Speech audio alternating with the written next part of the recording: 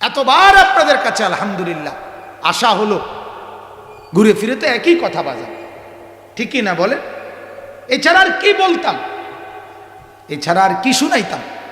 কোন না আমারে বলেন না, আমি কি বলতাম? নাহলে আপনারা বলেন, আর কি শুনাইলে মজা লাগবে আপনাদের? বলে আল্লাহ পাক আমাদের দিলের মধ্যে বুঝ দান করুক।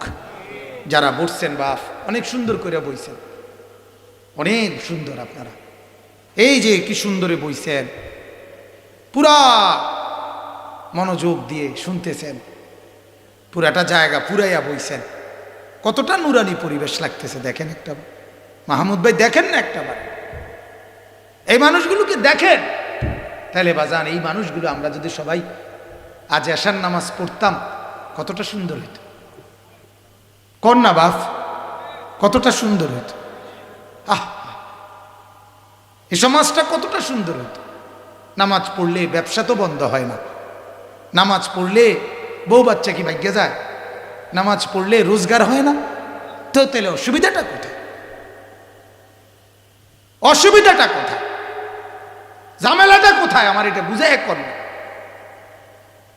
এতে তো কোনো সমস্যা নাই। যুবক তুমি বলো না ভাইয়া, কি সমস্যা তোমার? তোমারে কি কামড়াইছে? তুমি নামাজ পড়ো না কা? তোমারে কোন শয়তানে কামড়াইছে? কোন ইবলিসে কামড়াইছে তোমারে? তুমি নামাজ পড়ো না কা? তোমার অসুবিধাটা কোথায়? নামাজ পড়তে তোমার সমস্যাটা কি? আল্লাহর সাথে সম্পর্ক করতে তোমার অসুবিধাটা কি? আল্লাহরে নারাজ করাইয়া তোমার লাভ কি? আল্লাহর লগে দুশ্মনী কেন? আল্লাহর সাথে নারাজ কেন? আল্লাহ তোমার ক্ষতিটা কি করলো? কেমনে বললে বলবেন? কেমনে? আর তো কোনো ভাষা নাই আমার কাছে, আবেগের সবটুকু বললাম বাজান, আপনাদের মহব্বতের সবটুকু উজাড় করে বললাম, আর কোনো ভাষা নাই। আল্লাহ আপনি আমাদেরকে বুঝ দান করেন।